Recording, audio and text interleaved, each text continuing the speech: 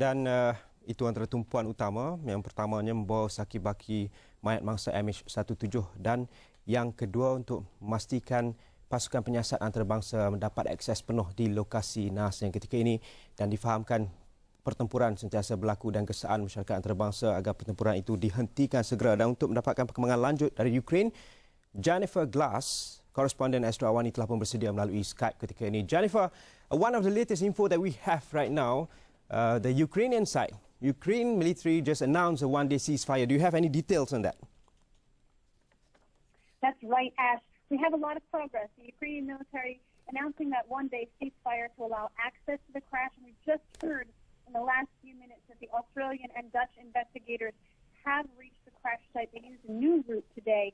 Now, that's the first time that any international... I've been at the crash site for 6 days, but this is the first time for these investigators to get onto the site itself. Their priority is recovering human remains that are there. The Australians said that perhaps as many as 80 bodies might still be on that site. And of course, they will be looking for clues as to what brought that airliner down. But the ceasefire very much key in allowing those investigators to get to the site. For 4 days, they tried and failed to get to the site because of the fighting in the area, but today they succeeded.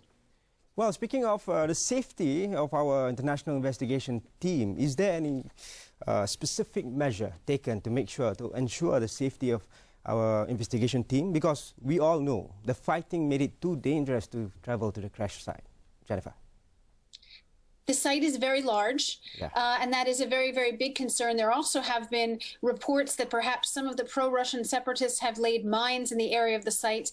That is not confirmed, but certainly the OSCE has been working very closely with both sides of the conflict, both the Ukrainians and the pro-Russian separatists, to try and get access. It's a very, very large site to secure, and that's been a real problem. It's been out in the elements for 2 weeks.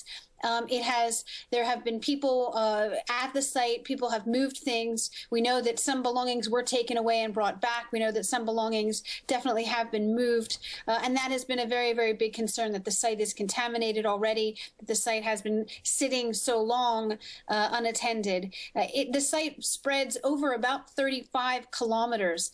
At one point, the longest distance between two pieces of plane is 10 kilometers. It's not only would such a large site be difficult to secure in any normal area, it's also on or near the new front line. So it's going to be a very, very complicated task to secure that site. There are unarmed Dutch police here in Ukraine to do that, and 68 Malaysian police arrived today as well, but it's unclear exactly what measures they're going to be able to take to secure the site. All right, Jennifer, thank you very much for the report.